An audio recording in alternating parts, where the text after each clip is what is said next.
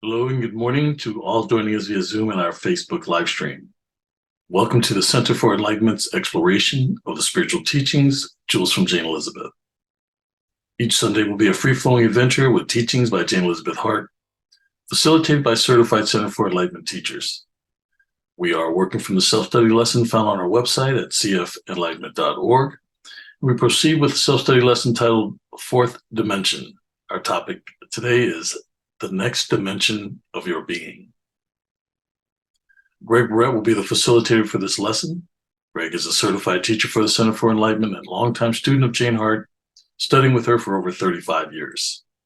Jane is the author of Spiritual Power Tools, Support for Your Soul, master teacher, and founder of the Center for Enlightenment. Today's course will be live streamed via Facebook. A recording will be sent out with the weekly reflection so you can access it anytime.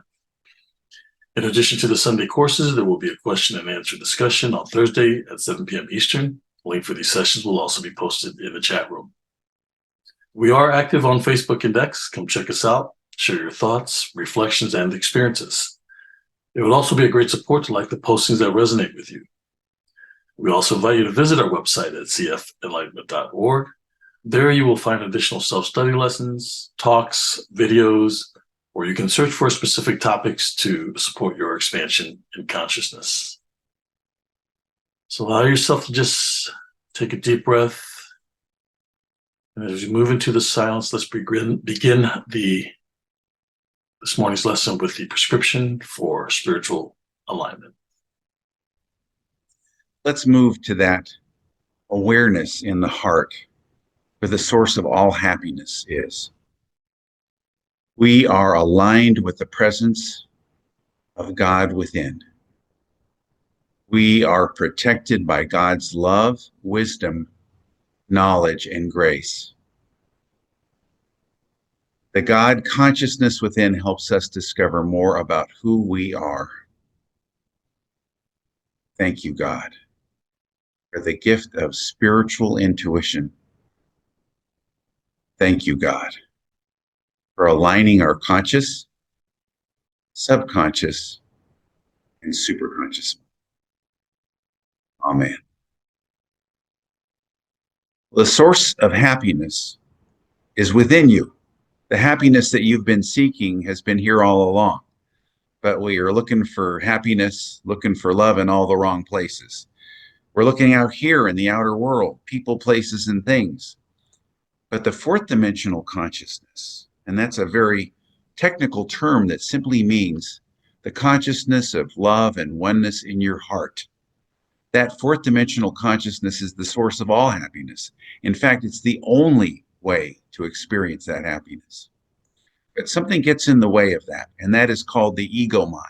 The ego mind is called the third dimensional mind, just as the intuition is called the fourth dimensional mind. And that ego mind tries to grab hold of your spiritual progress and keeps you spinning around on a merry-go-round, going around and around, also between the opposites, moving from a decision and then doubts, and then moving back to deciding again and feeling good about something, then bad about something. You know what that feels like. And that's how your ego mind, your third dimensional mind, operates. The answer in moving into this fourth dimensional consciousness, which again, to make it simple, is simply the dimension of the heart. The answer is to turn off the mind. Easier said than done, but the process of meditation is the exercise that we use to help turn off the mind. Everyone has to master the mind eventually. We come to a point where that ego mind that is in the driver's seat has to take a back seat. You're still going to have a mind. You're still going to have an ego in a sense, but the ego that you think you have has to go. It's got to be in the background, simply to be called on in order to get you through this life of space and time. It's almost like a suit of clothes that you put on, and you put on different suits of clothes depending on what the occasion may be. So even as we grow spiritually, There will be a presentation here of who we are on Earth, but it's not going to be something that runs us anymore. It comes second. It's all of those things that are added unto us when we first put forth our soul consciousness, our fourth dimensional consciousness of the heart. Moving into this fourth dimensional consciousness means a complete shift in how you live your life. It changes the quality of your life. When you're in the third dimension, you're limited in your perspective. The image that's been used a lot by Jane is a peephole in a fence. You can only see just a little bit. There's some vision, but not that much that's usable. But when you're in the fourth dimensional consciousness, you lift above the fence and you can see everything as it is, and you're able to see the lay of the land. This higher vision provides us with the intuitive knowledge that we need in order to participate in the unfolding of the purpose of our soul. And what is that unfolding of our purpose of our soul? To awaken. There's so many words for that we use in religion or in philosophy, things like enlightenment, awakening, coming into the higher self, in traditional terms, salvation, awareness, self-realization. All of these things are really describing the awakening of the intuitive self in the fourth dimension. And that intuition is the next phase of your evolutionary process. Now, your intellect cannot understand the fourth dimensional consciousness. As Jane has said many times, you can't take your ego into the fourth dimension. Your intellect has to, again, take a back seat. You're still going to be able to use your intellect to add and subtract and to take care of the mundane things in life. But your intellect cannot understand your infinite self because it cannot experience it. The infinite self is an experience. It cannot be put into words. The intellect wants to understand it, to break it down into little pieces, because that's how the intellect works. It breaks the whole into little pieces so it can think it can understand it. The limited cannot understand the unlimited.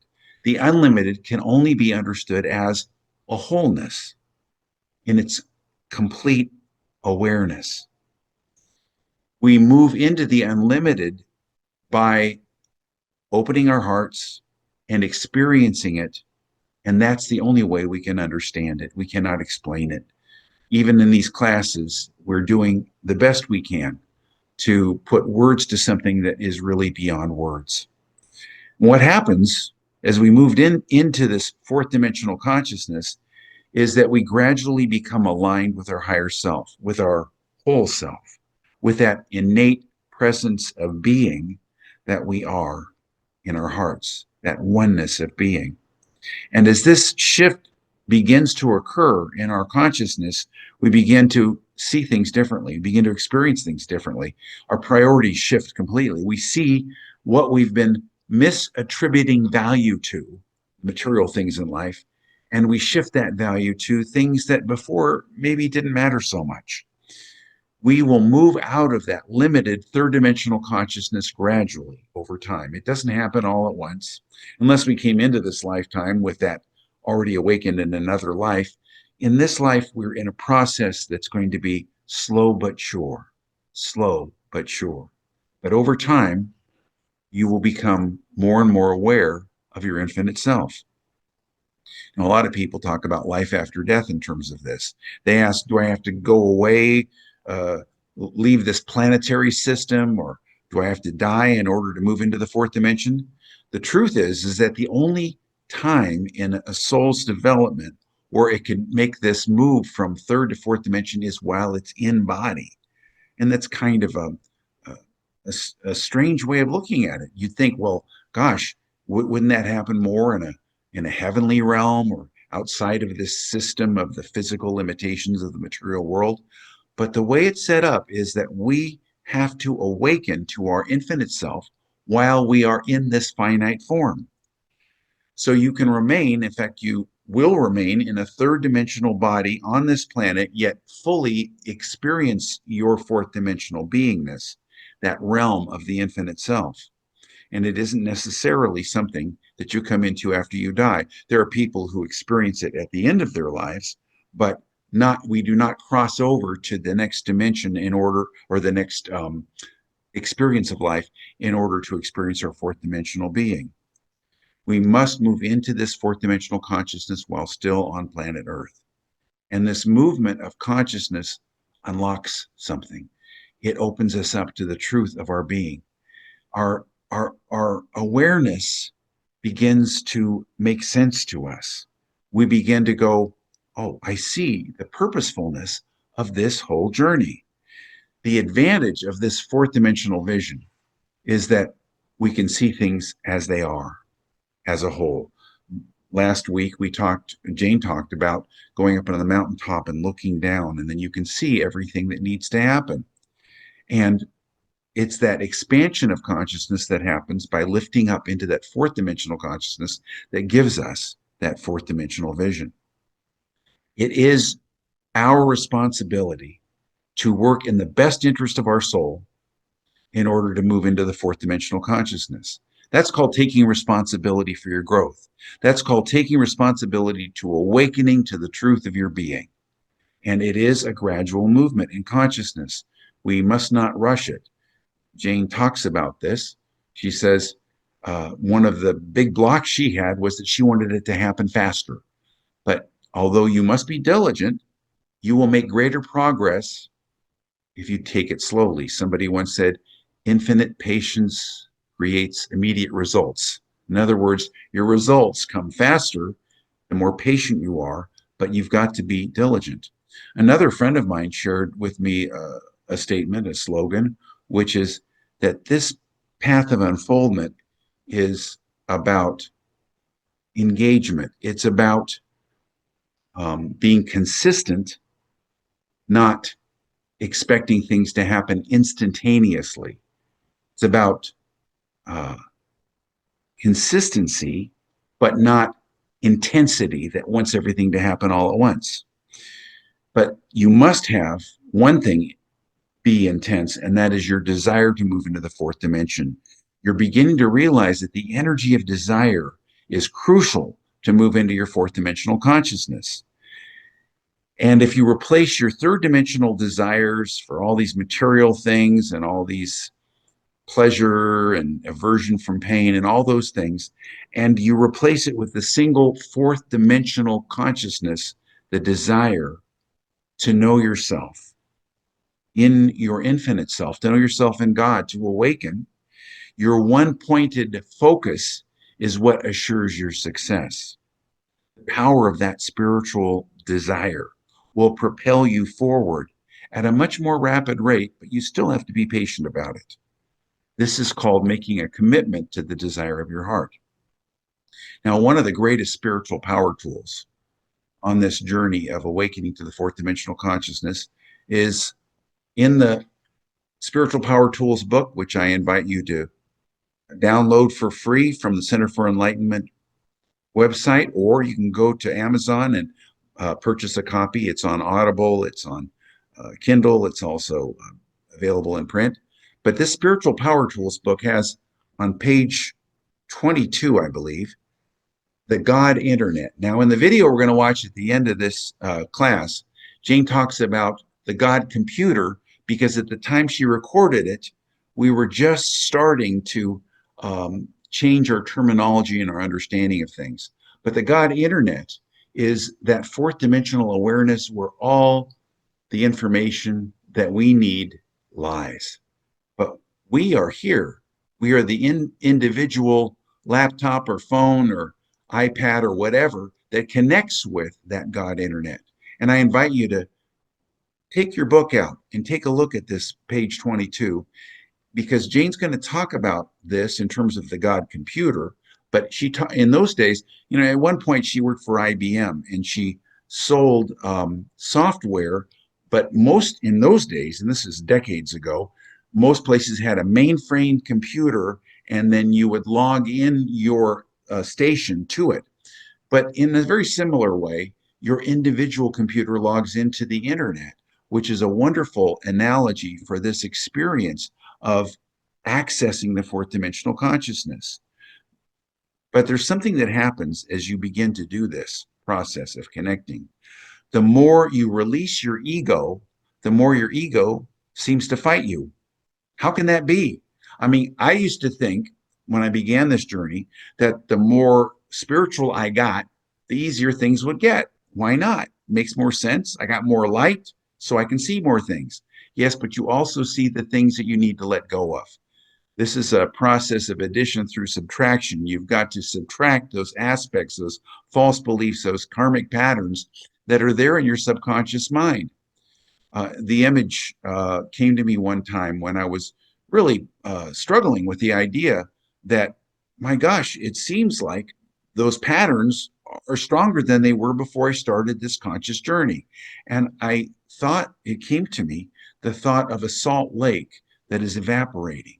I grew up in California. There's something called the Salton Sea, which was created. It's in Southern California.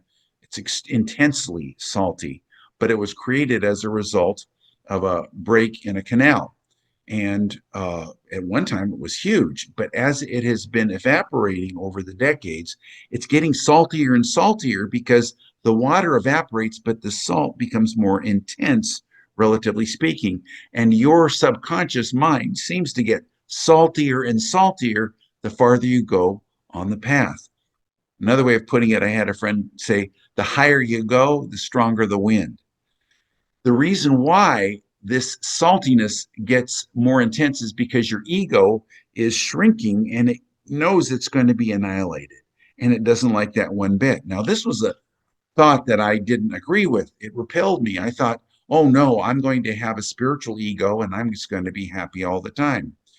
Well, you're always going to have a vehicle through which you express as long as you're in a body and a personality self, but it's not the ego of the separation, the separate entity, isolated and distinct, trying to get what it wants for itself. Instead, it's looking at things from the whole. And so we're able to navigate our way through life, but we are no longer subject to the attitudes, the vicissitudes of the ego. This is a process of dismantling the ego. That means we're taking down these subconscious patterns one by one. They come from past lives.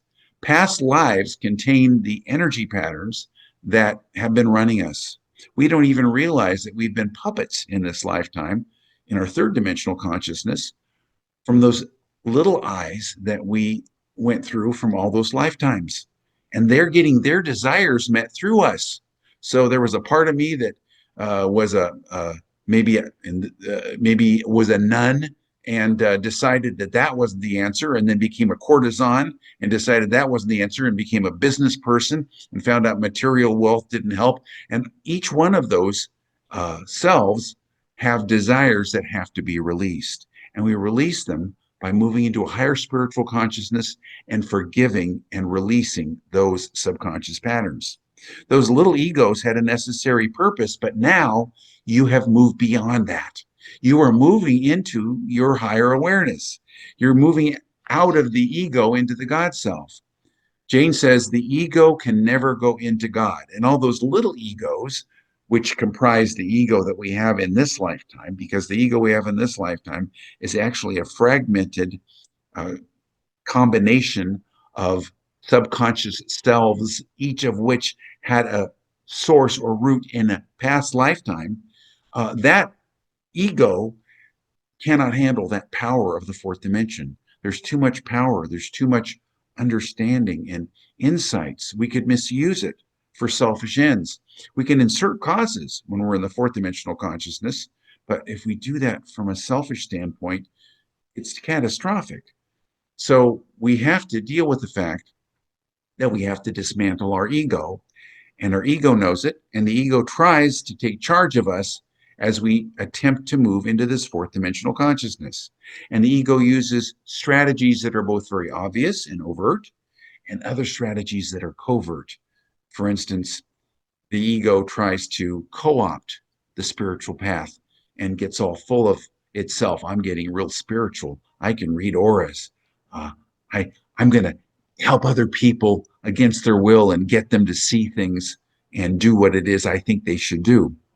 So these two strategies, the overt strategy of the ego, which is very obvious, and the covert strategy of the ego, which is not so obvious, have to be dismantled. The overt strategy has to do with fears that we have, but the covert one has to do with maybe all the reasons not to go down the spiritual path.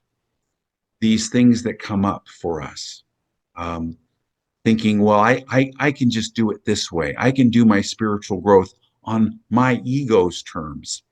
We've seen so many people, you probably have too, who have come along to a certain point in their spiritual development, and instead of standing up to that ego and that spiritual ego, they give into it and they leave that path for a period of time, perhaps for another lifetime or two.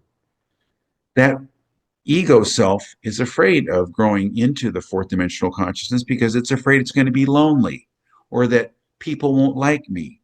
And there's some truth in that there are going to be people who don't necessarily align with where you're coming from. If all your friends go out partying and drinking all the time and that's not what you're doing, you might get some negative feedback.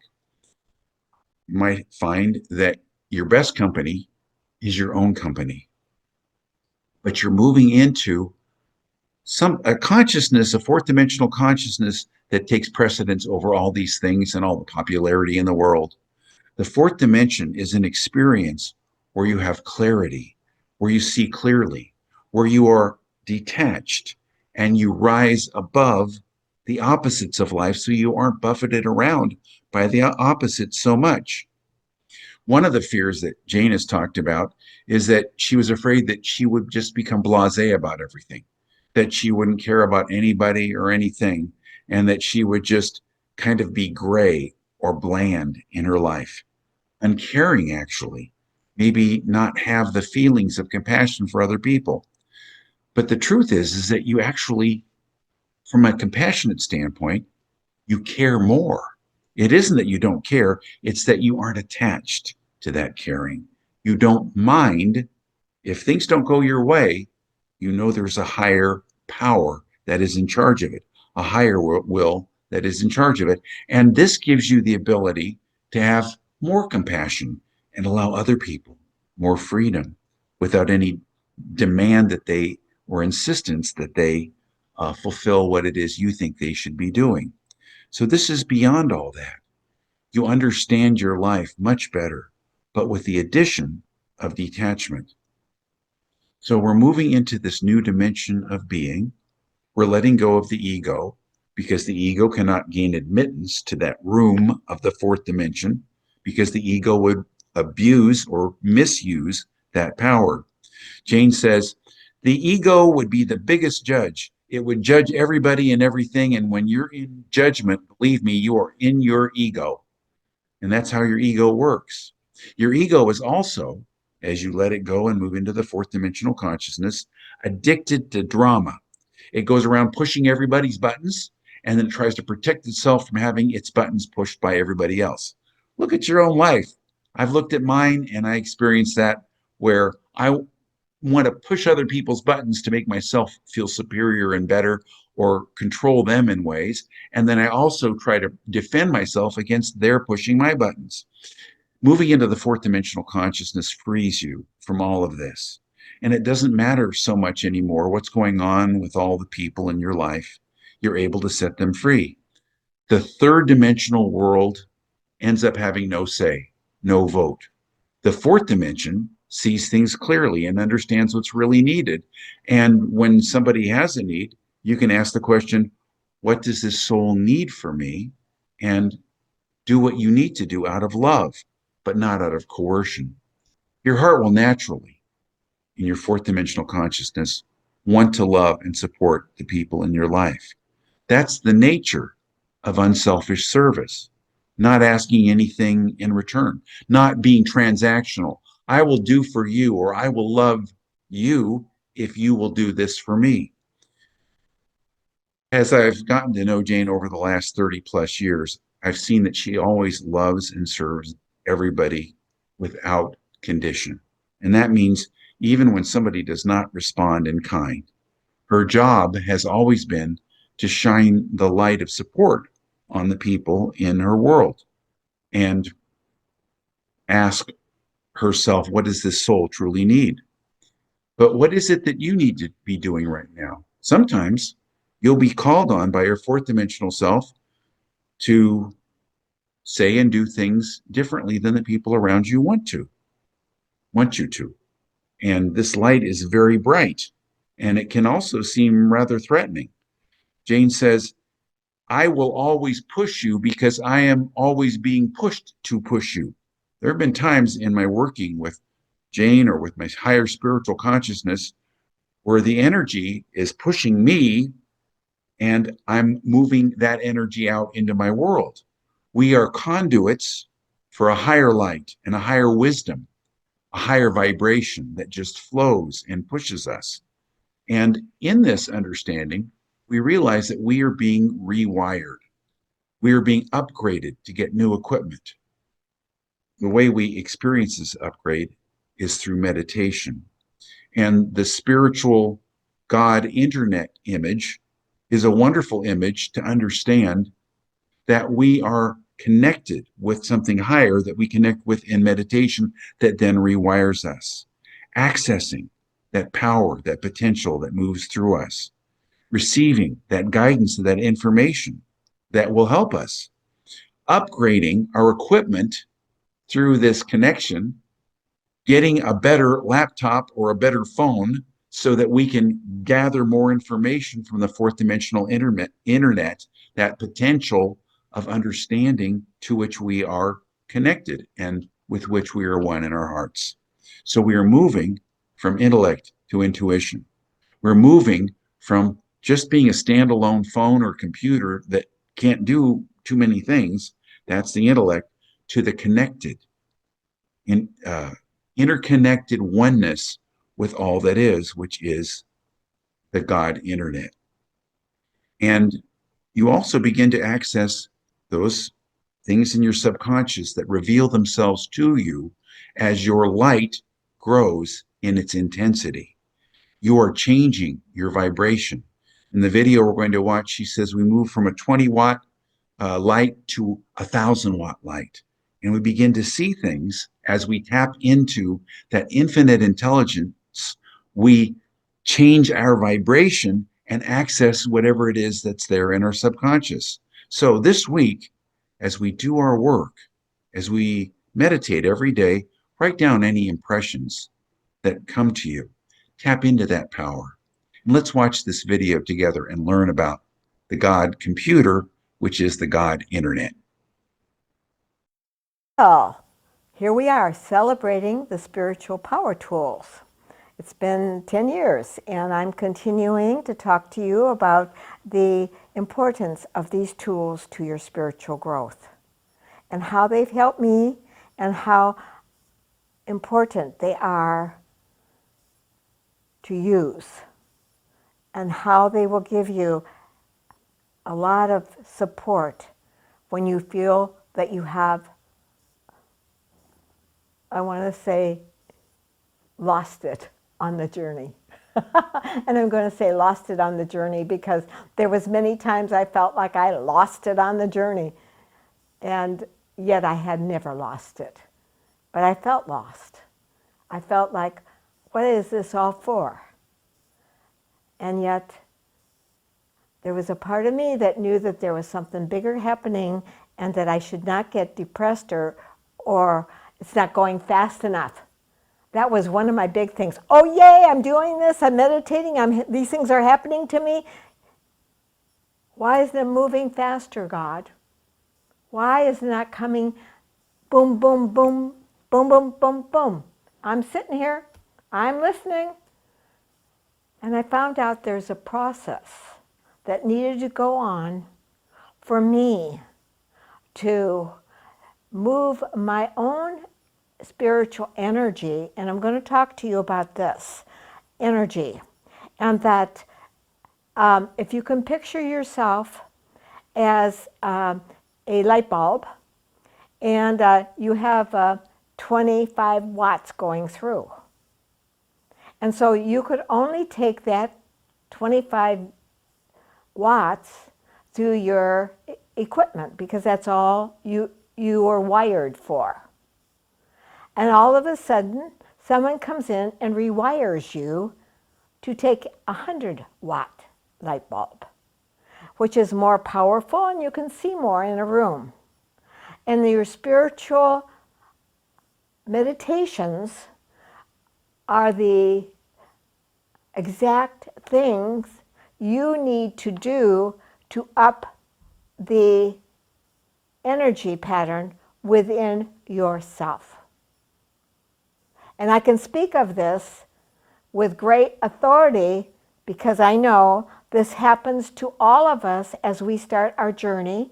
We have to get new equipment, so to speak. Now, you can see that right over here I have the God computer. And you have to understand that I put the God computer together in the 80s, when computers were just coming out. The standalone computer was finally here, and people were beginning to use computers. Well, now you got laptops, you know what all you have, and I don't have to talk to you about that because you know what's there. But I want you to see that this was where I was. This was the greatest and latest computer. So to help me to understand what I was doing when I was meditating, I envisioned a computer. And I thought about that as the God computer. I just made that up in my mind because that helped me to understand that I was tapping into another vibration, another energy, the God computer. So as you can see, here I am with the God computer.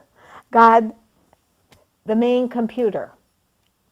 Way back then, there was the main computer that all the other computers connected to. Oh, now it's the internet and all the things that you know about now and that I'm using now. And someday I guess I'll have to redo this computer and make it the latest and greatest laptop that ever was created. But nevertheless, this is going to do for right now. And you can create your own computer, your own laptop, or whatever you want in picture. But this is what I thought about in the early 80s, that God was the computer, the main computer, and I needed to access that computer. And through meditation, I was able to access the mainframe, the main thing. I guess you would say you could Google the internet. There was no such thing as Googling the internet at that time. But that's what you can think about if you wish to. It's all the same thing. This computer idea that I had, which helped me to stay focused, because when I sat down to do my meditations, I saw myself connecting to God and asking for guidance and information to come down into my conscious mind. That helped me with my meditations. That gave me a, so to speak, framework of reference, which was necessary for me to picture in my mind something, in some way I could tap into the infinite intelligence of God, the infinite intelligence. I could call this, I'm tapping into the infinite intelligence, the God computer, where I could Google whatever I wanted to get whatever I needed to know. But I'm going back to the fact that I had to have the vibration and energy to connect, whoops, with the main computer. I had to have the necessary energy to connect with that infinite intelligence. Just like for you now, you have to upgrade your energy or the cable, the Wi-Fi that's coming in so that you can access more things and move more quickly on your computer. Same thing with us. We have to meditate in order for the energy to change so it will be easier to move into the infinite intelligence of this planet. So that is what you're doing. So when you're meditating, you are tapping into the source. You are tapping into the source. And when you tap into the source, according to the vibration you're on, the information will come to you through however the infinite intelligence speaks to you. And when I say speaks to you, it was never a voice, it was an impression, a vibration I got that computed and I understood, oh, I understand that from some place within me. So there's a vibration that comes that helps you to interpret the energy from the main computer, the infinite intelligence. So when you are committed to doing your meditations, what you are is committed to tap the universal knowledge of this universe. And more important, the universal knowledge of your soul. Now, I didn't know that when I started meditating. I didn't know that I was going to tap into my soul and my soul's history. I had no idea of that. I didn't even know there was such a thing. I only knew what my heart was telling me. I knew that there was this part of me that was saying, I want you, I want to know, I want to know. And that determination connected to me to that infinite intelligence, and things started to come into my conscious mind. And I began to feel the new energy.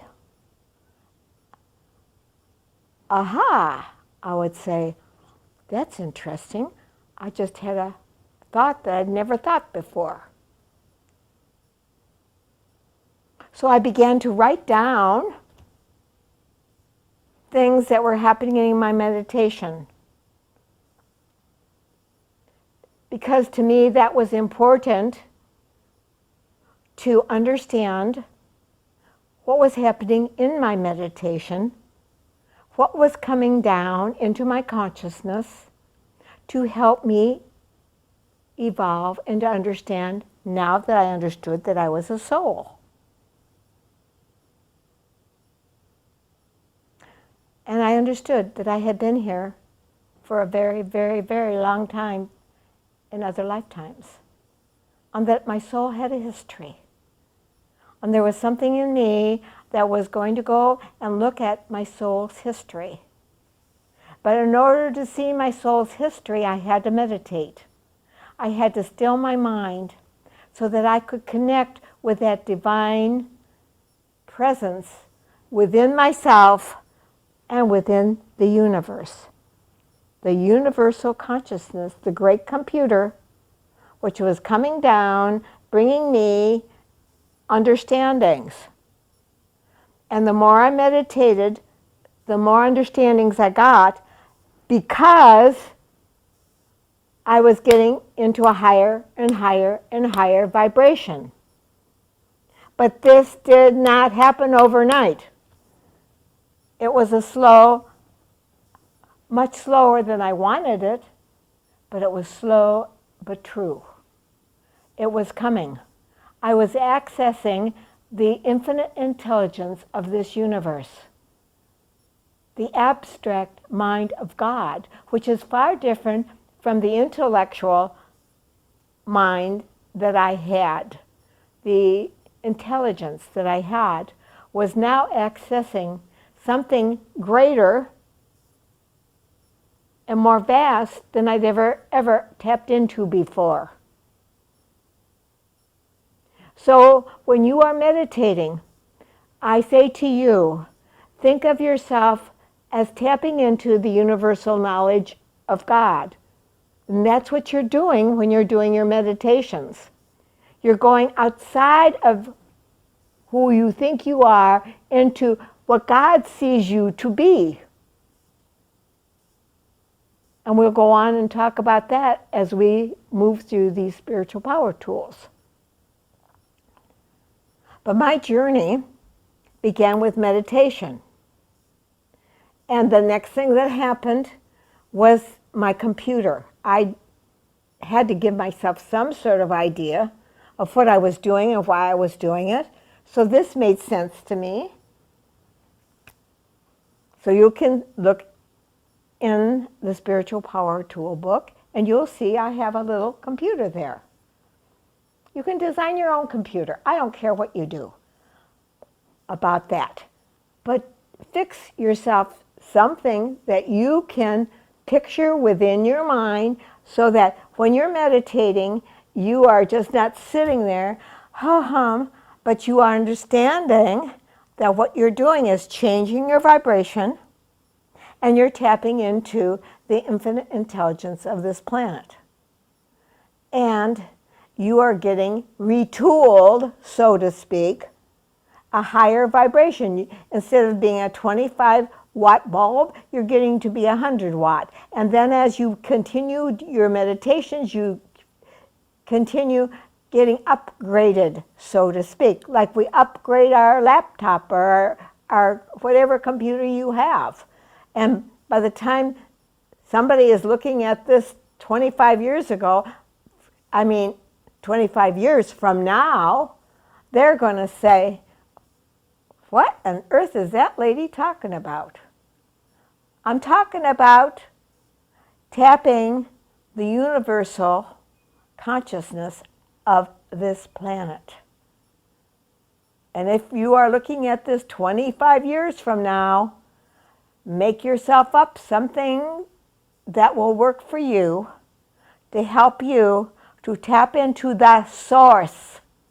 And by now, a lot more is available to you than right now in 2014. Here I am. So I say to you, create your own spiritual power computer. I don't care how you do it, what you do, and how you make it, but make one up for yourself. You can use this if you want to. It's probably it's already out of style. Hey, doesn't matter. It doesn't matter. Make yourself up something that's going to help you to understand that you are tapping the energy of this planet when you're doing your meditations. And that's why it requires you to do it on a daily basis and particularly at the same time every day. Now, at my beginning of my meditations, I did it early in the morning because it was before my children got up. And that was a sure thing. Nobody was going to disturb me. And after I put everybody to bed, then I could do it again. So those were my 2 times. That just worked for me. Do whatever you want to. But at the beginning, you have to have some sort of schedule for that. And then as you grow in the spiritual understandings, you can have different schedules according to where you are in your spiritual growth. So create your own computer, create your own vision. I don't care what it is, how it is, but use it understanding that you are tapping the universal knowledge, the cosmic energy of this planet. Cosmic energy. Now we'll talk more about all that as time goes on. So this is your next opportunity to create your own spiritual power tool according to where you are and what you need. Some sort of computer, some sort of the latest technology, wherever it is, because it denotes tapping into the higher energy.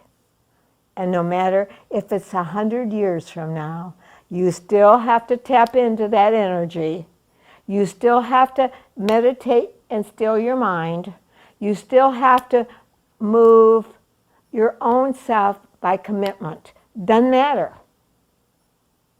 Jesus, Buddha, all the saints, everyone said they meditated, and the truth of our being is there's something greater than where we are right now.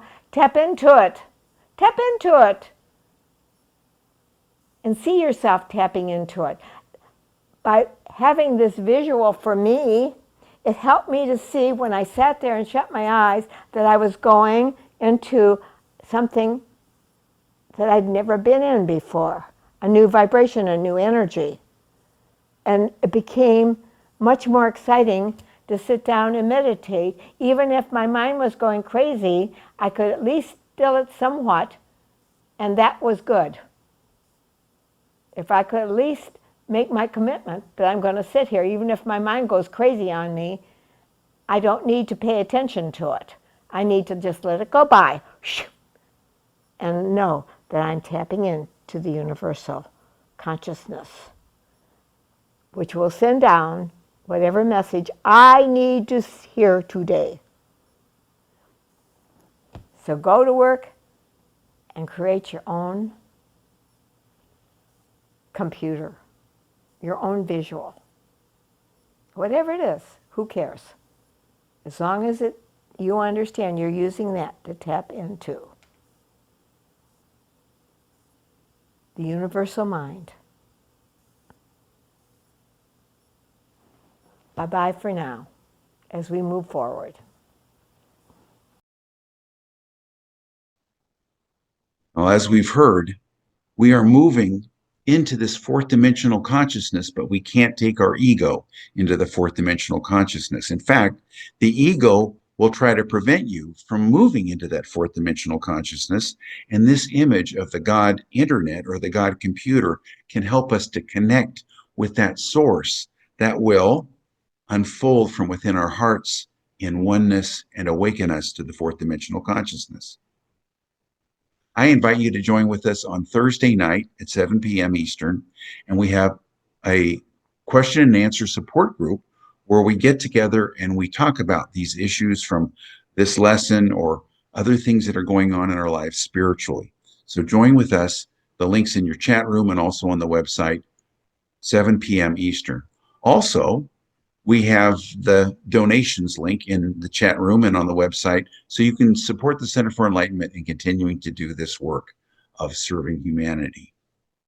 So this is going to be an interesting week. Write down those impressions that come to you in meditation. See what's being revealed to you as you move from being 20 watts to 1,000 watts, gradually, step by step, in your spiritual progress of awakening to your fourth dimensional consciousness. Bye for now.